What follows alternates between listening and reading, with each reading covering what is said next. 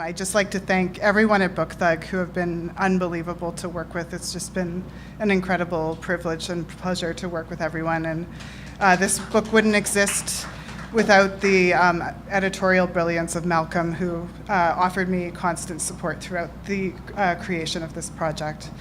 And Hazel and Jay have also been just invaluable supports, so thank you. So as Malcolm said, the stories in this book are each about a triangle of people. So typically this begins with a pair of people, and then the dynamic between that pair is disrupted by the arrival of a third person.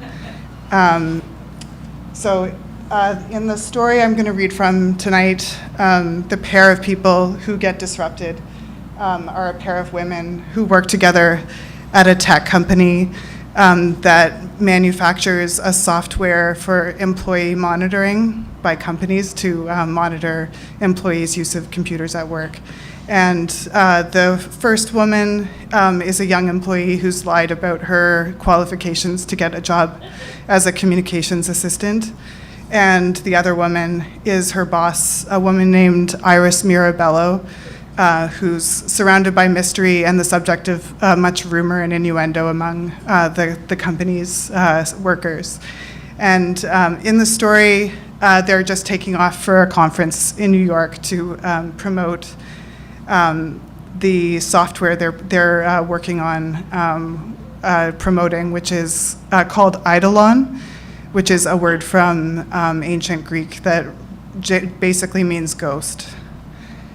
So this story begins with them taking off on their flight to New York for the conference. Iris had been gazing for over 10 minutes out the airplane window, past the runway and into the rain, facing away from me, her long auburn hair a cape-like mantle on her shoulders and down her back. I thought maybe I was seeing a new side of her, and not just literally. When I applied for a job under Iris, she had seemed willing to take a chance on me. Truth be told, in my 30th year, I'd hit a wall. My marriage ended, and I returned to a previous job offering debt consolidation services over the phone, before my manager there told me I wasn't good enough at making people trust me. It's like you're here, but you're not, he had said. In my new position, I was so overwhelmed by Iris's choice to give me a chance that I didn't think much about what I was helping to sell. I focused on the words, on the sound of the name Eidolon.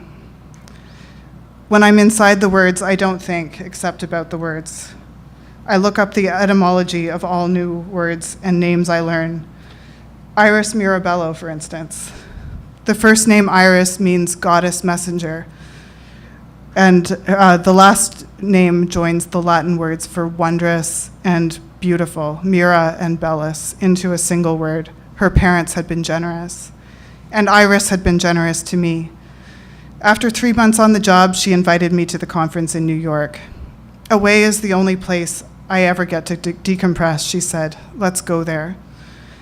Sitting on the runway while I stared into her hair, Iris turned to me, meeting my gaze dead on, with the same certitude with which she claimed the window seat for herself and answered questions about firearms at customs. She sighed. I feel generations old, she said, like I've seen the risings and settings of eras. Before I could ask what she meant, the plane began rattling up through the clouds into the yellow light. Iris ordered us both glasses of wine, though it was just a few hours past dawn. The wine looked like glasses full of light. When we arrived in New York and pulled up at the hotel in a cab, Iris led us up and out onto the hotel roof, where the conference attendees stood in groups under a black tent, drinking and talking, clustered around heat lamps. We drifted through the crowd and stopped at the roof's ledge. Look straight ahead in front of you, Iris said.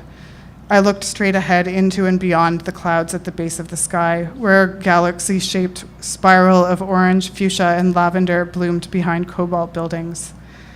I turned to Iris and pulled my thin jacket around me.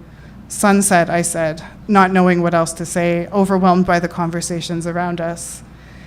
Yes, she turned to me. I've been wanting to tell you something anyway, something important. Iris? A voice from behind us cut Iris off. Iris turned. A tall, tired-looking woman in black stood stood behind us, staring at Iris's face like she'd seen a ghost. The woman held a clear glass of liquid that smelled like gin. "Tanya," Iris said to the woman. "Hi, how are you? It's been a while. We were just talking about going in, but tell me how you are." "Julie, this is Tanya, a former colleague." "Tanya, this is Julie."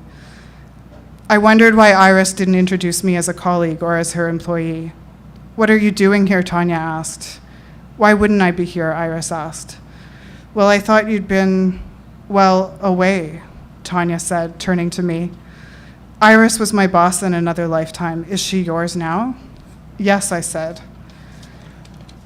"I don't think of it that way," Iris said. "Anyway, we're all at the top together now, literally, whether we like it or not." She laughed and gestured out towards the view of the city. "Come on, Julie, let's go inside. We can mingle in the morning." That's it.